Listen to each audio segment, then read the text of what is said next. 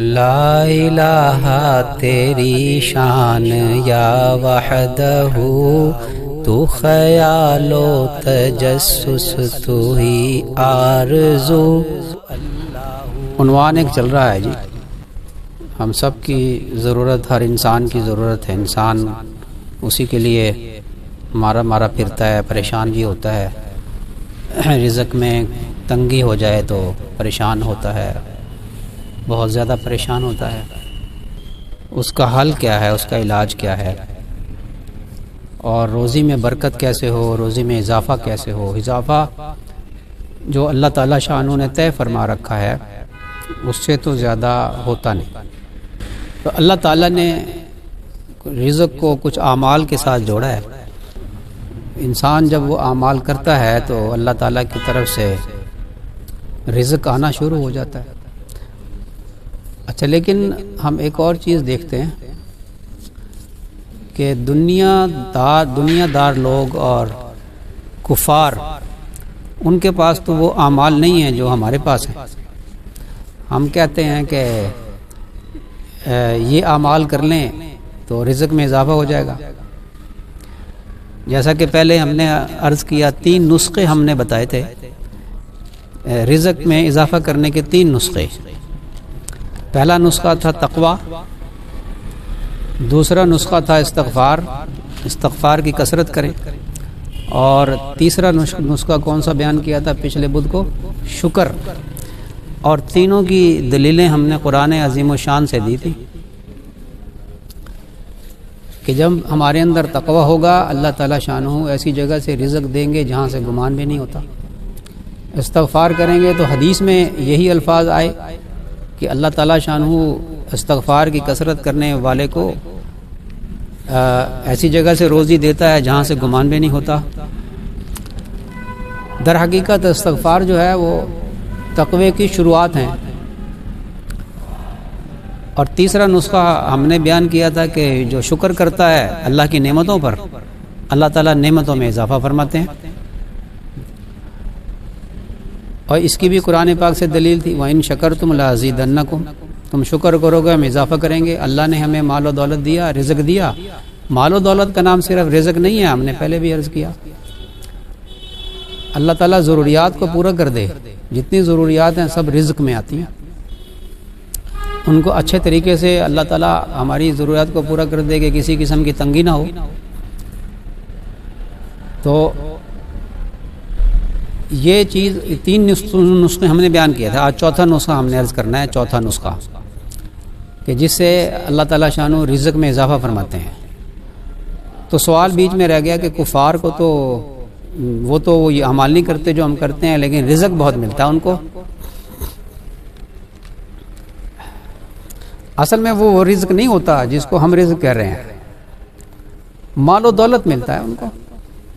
اس مال و دولت سے ان کی جو ہے وہ ضروریات جس کے ساتھ برکت جڑی ہوئی ہے وہ نہیں پوری ہوتی۔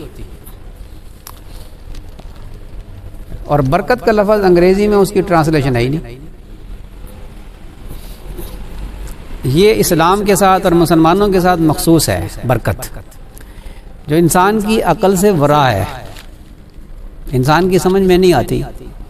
ابھی جو میں اب چوتھا نسخہ بیان کرنے لگا ہوں، اس کا بھی اسی کے ساتھ تعلق ہے کہ سمجھ سے بالا تر، اور ان کے بارے میں، کفار کے بارے میں اللہ تعالیٰ جو فرماتا ہے نا 25ویں سپارے میں، سورہ زخرف نام ہے نا، سورہ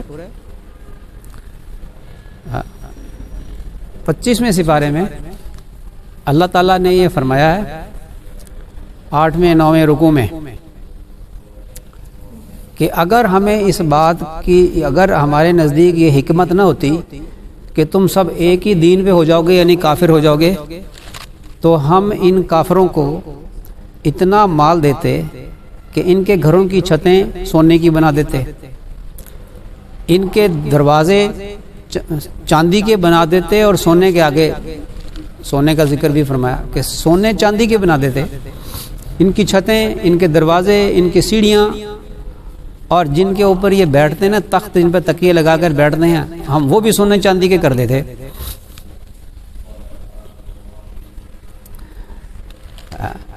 لیکن اللہ تعالیٰ کے ہاں آگے اللہ تعالیٰ فرماتے ہیں کہ اصل انجام کار تو متقی لوگوں کا ہے.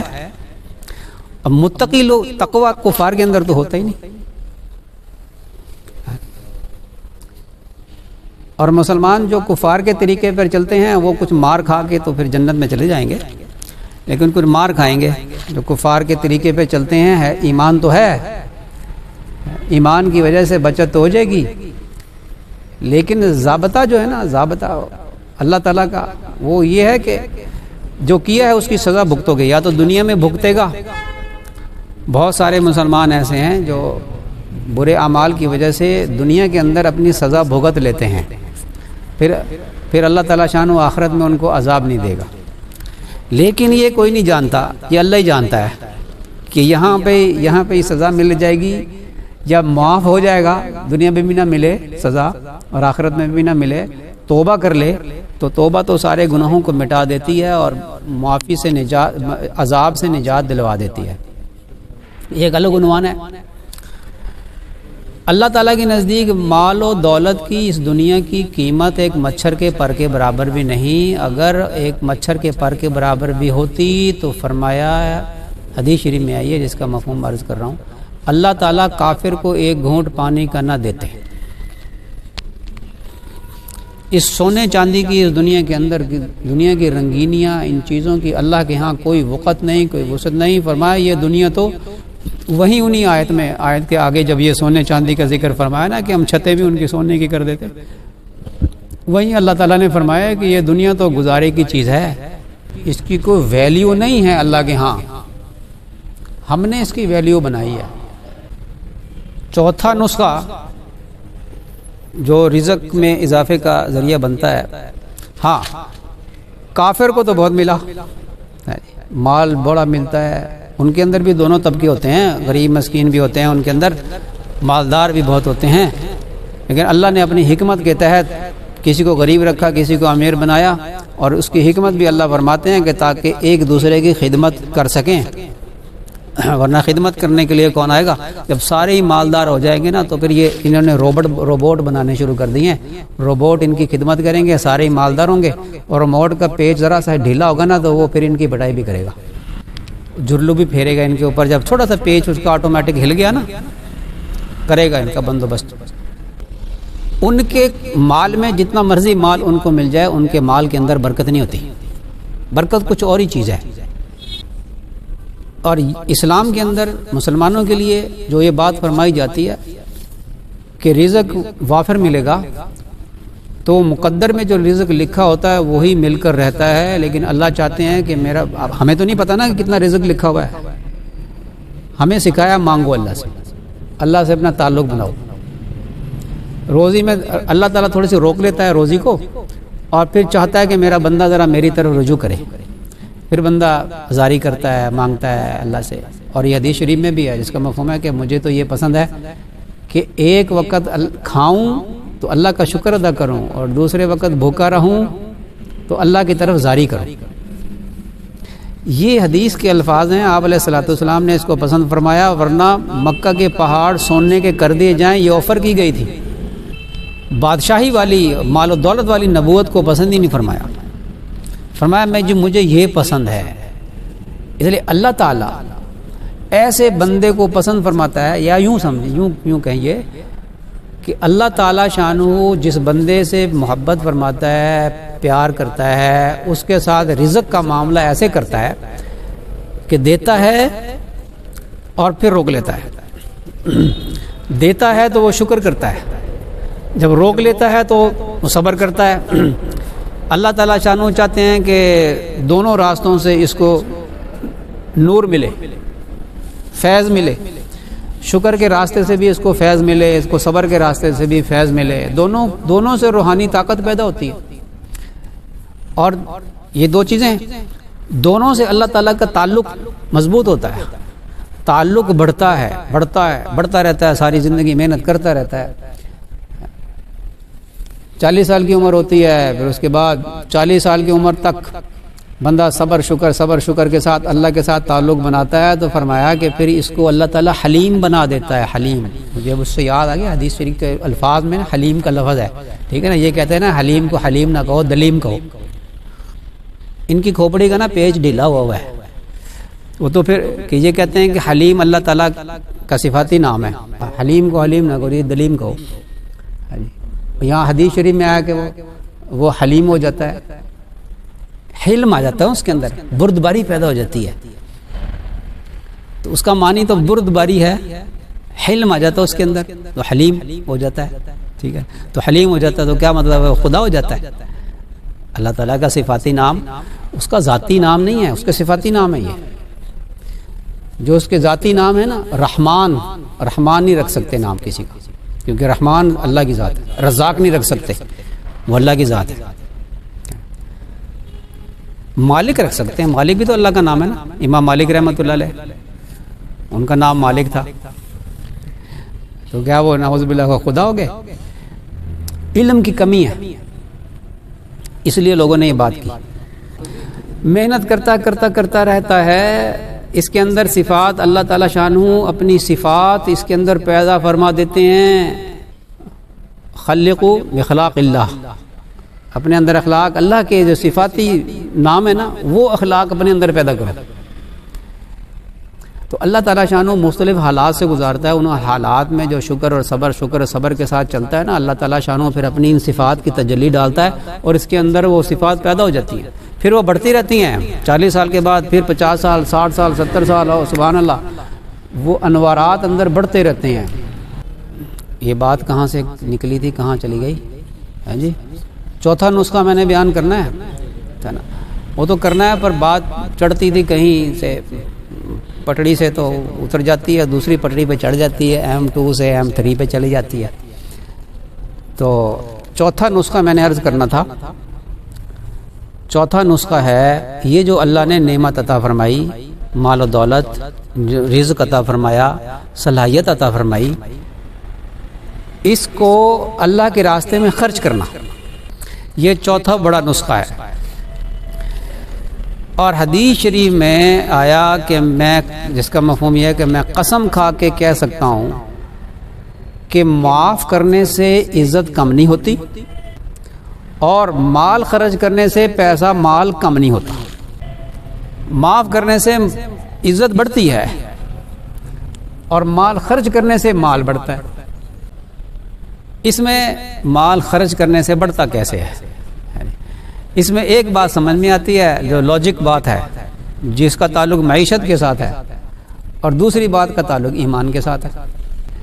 جو معیشت کے ساتھ ہے اس کو تو یہ اب کفار بھی سمجھنے لگے, عقل والے, دنیا جو جن کو لوگ عقل والے سمجھتے ہیں, حالانکہ عقل مسلمانوں میں ایمان والوں میں ہوتی ہے, عقل کا تعلق ایمان کے ساتھ ہوتا ہے.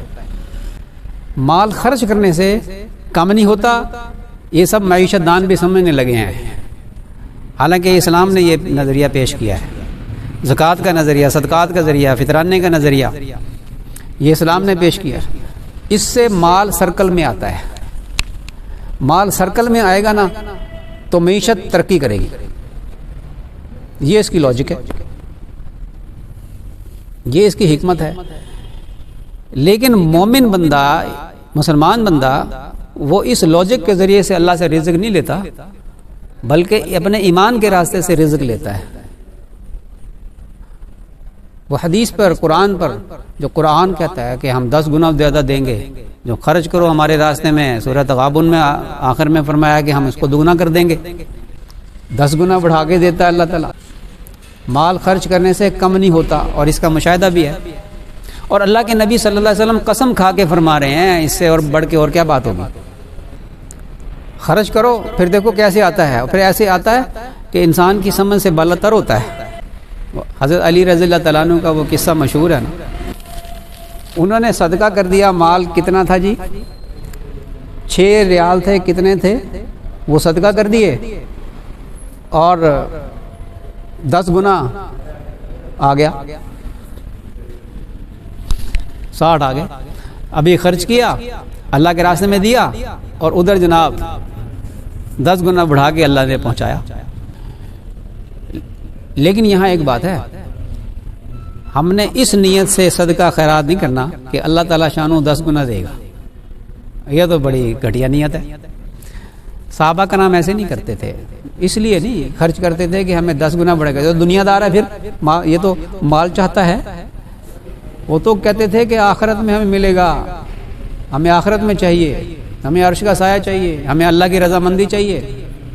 اسی لیے صحابہ کرام نے سب کچھ لوٹا دیا تھا، پھر مال آیا، کیونکہ اللہ نے وعدہ فرمایا ہوا ہے، وعدے کے مطابق اللہ نے مال دیا، مال غنیمت بڑا ہوتا تھا، مسجد بھری ہوتی تھی، ڈھیر لگا ہوتا تھا مال و دولت کا، لیکن صحابہ کرام اس کی طرف للچائی ہوئی نگاہ سے دیکھتے ہی نہیں تھے، اس لیے کہ لالچ کا ڈنگ نکل چکا تھا، اللہ کے نبی صلی اللہ علیہ وسلم نے نکال دیا تھا یہ ڈنگ۔ یہ فرماتے تھے کہ کہیں ہماری تکلیفوں، ہمارے مجاہدوں کا بدلہ اللہ نے دنیا میں تو نہیں دے دیا، ہم دنیا میں نہیں چاہتے، ہم آخرت میں چاہتے ہیں۔ نیت یہ ہو اللہ سے، اور اللہ کے کام میں لگے رہیں، کام میں لگے رہیں، کبھی آزمائش آئے گی، کبھی ذرا تنگی ہوگی، پھر اللہ تعالیٰ کھول دے گا رزق۔ وہی بات وہاں سے مڑی تھی کہ بندہ جو ہے اللہ تعالیٰ جس سے پیار کرتا ہے اس کو دیتا ہے رزق، پھر روک لیتا ہے، پھر دیتا ہے، پھر روک لیتا ہے۔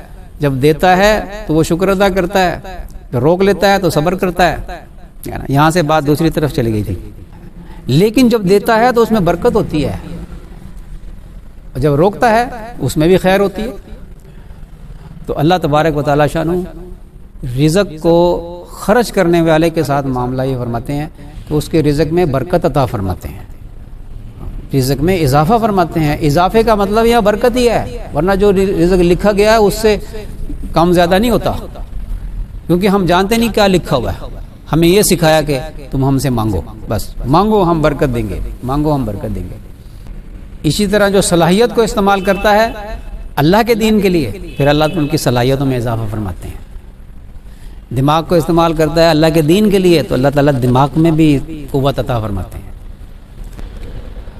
تو چوتھا نسخہ یہ ہے کہ ہم اللہ کے راستے میں خرچ کریں گے تو اندر کا ایک رذیلہ، ایک برائی جس کا نام بخل ہے وہ ختم ہو جائے گی۔ اس لیے کہ بخیل کے بارے میں فرمایا کہ بخل جو ہے یہ ایک جہنم کا درخت ہے، جو اس کی شاخ کو پکڑ لیتا ہے وہ جہنم میں چلا جاتا ہے، اور جو سخاوت ہے وہ جنت کا ایک درخت ہے، جو اس کی شاخ کو پکڑ لیتا ہے وہ جنت میں چلا جاتا ہے۔ مال خرچ کرنے سے سخی بنا، جن کے اوپر خرچ کیا ان کی دعائیں بھی لی، ان کی دعاؤں سے اس کے رزق میں برکت بھی ہوئی اور آخرت بھی بنی۔ مال کی محبت نکلی، اندر ایمان کا نور بڑھ گیا، سخاوت اس کے اندر آ گئی، اور سخی انسان کی موت کلمے پر آتی ہے، سوء خاتمہ سے محفوظ رہتا ہے۔ اس لیے میں جب یہ غور کرتا ہوں کہ یہ جو میں نے 3 نسخے یا چوتھا نسخہ بیان کر رہا ہوں نا، یہ سارے نسخے ایمان پر خاتمہ کے ذریعے بھی ہیں، دنیا میں رزق کے بڑھانے کے ذریعہ بھی ہے اور ایمان پر خاتمے کا ذریعہ بھی ہے۔ ابھی میں اور بھی نسخے بتاؤں گا، 4 نسخے ہو گئے، پہلا تقوی، دوسرا استغفار، تیسرا شکر، اور چوتھا اللہ کے راستے میں مال خرچ کرنا، غریب و مسکینوں پہ خرچ کرنا، مساجد پہ خرچ کرنا، اور جہاں ضرورت ہو وہاں خرچ کرنا۔ اس سے رزق میں اللہ تعالیٰ اضافہ فرماتے ہیں۔ کرنا اللہ کی رضامندی کے لیے ہے، اپنے باطن کی اصلاح کے لیے ہے۔